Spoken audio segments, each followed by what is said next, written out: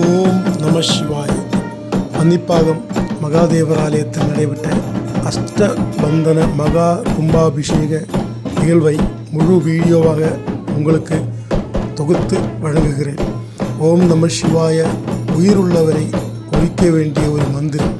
உலகம் முழுவதையும் காத்தந்திருக்கும் பரம்பொருள் பரமசிவன் அவரது அருளால் இன்று பன்னிப்பாகம் ஆலயத்தில் அஷ்டபந்தன மகா கும்பாபிஷேகத்தின் புனித தருணம் நடைபெற்று கொண்டிருக்கிறது. அதைத்தான் நாம் பார்த்து கொண்டிருக்கிறோம்.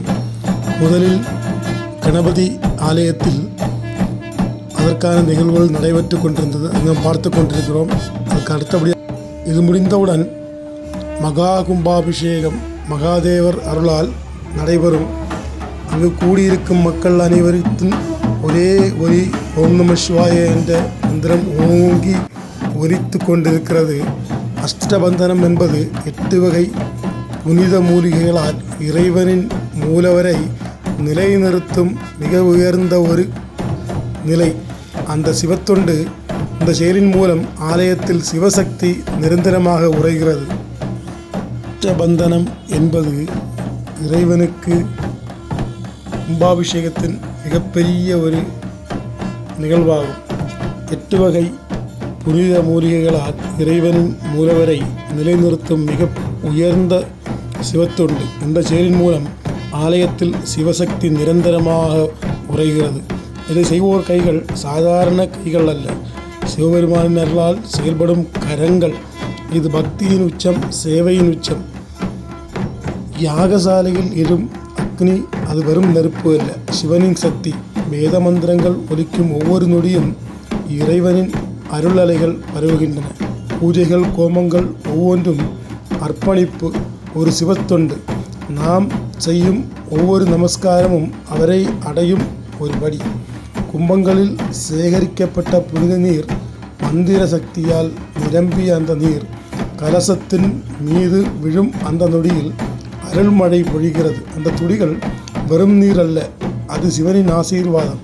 அதை காணும் கண்கள் பெரும் பாக்கியம் பெற்றவை, அதை உணரும் மனமோ புனிதம் அடைந்தது.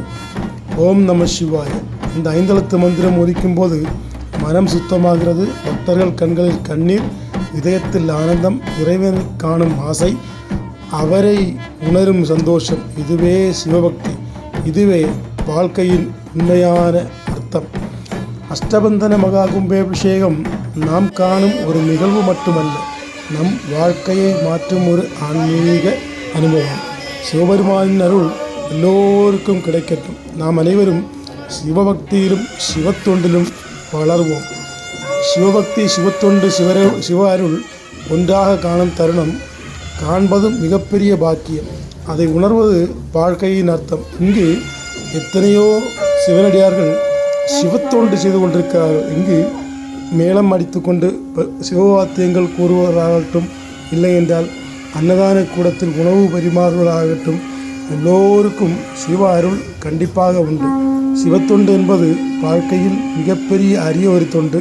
அதை செய்யும் பேறு பெற்றவரெல்லாம் மிகப்பெரிய மோட்சம் பெற்றவர்கள். அதுக்காகத்தான் சிவாலயத்தில் தொண்டு செய்ய தாமாக வருபவர்கள் அதிகமாக இருக்கிறார்கள். இங்கு சிவத்தொண்டு புரிந்து வரும் அனைத்து சிவனடியார்களுக்கும் இறைவன் அருள் புரியட்டும். ஓம் நம சிவாய.